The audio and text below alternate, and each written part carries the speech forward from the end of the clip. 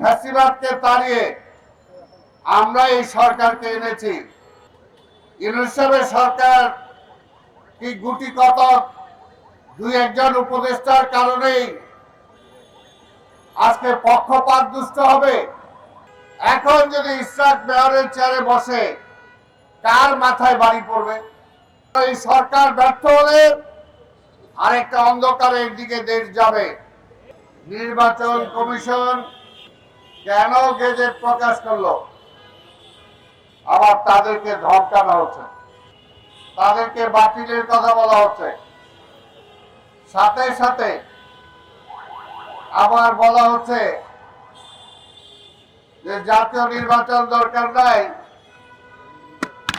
Local নির্বাচন দিয়ে দাও। আমরা জনগণের অংশ হিসাবে বলছি, কেন দেশটাকে একটা অনিশ্চয়তার দিকে ঠেলে দিচ্ছেন? তাহলে কি বলতে হবে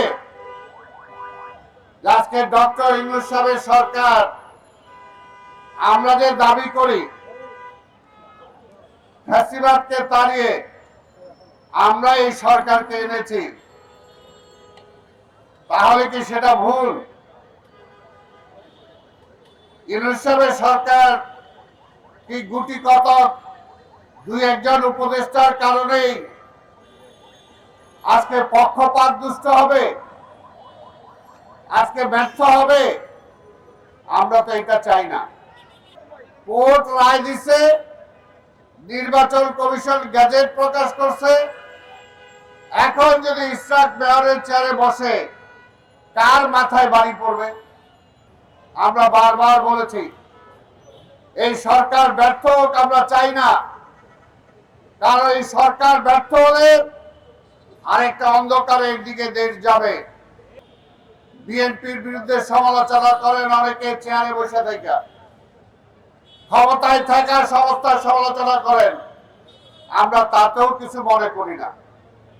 কারণ শেখ হাসিনা একই ভাষায় আমাদের সমালোচনা করেছে। আজকে ইসরাককে আপনারা সেই মেয়রের দায়িত্ব দেবেন না, তাহলে আপনাদের মনে নিশ্চয়ই অন্য কিছু আছে। কিন্তু এত কিছুর পরেও বলবো আমরা বিভেদ চাই না। পাশাপাশি সরকারকে বলবো আজকের মধ্যে ইসরাকের শপথের ব্যবস্থা গ্রহণ করুন।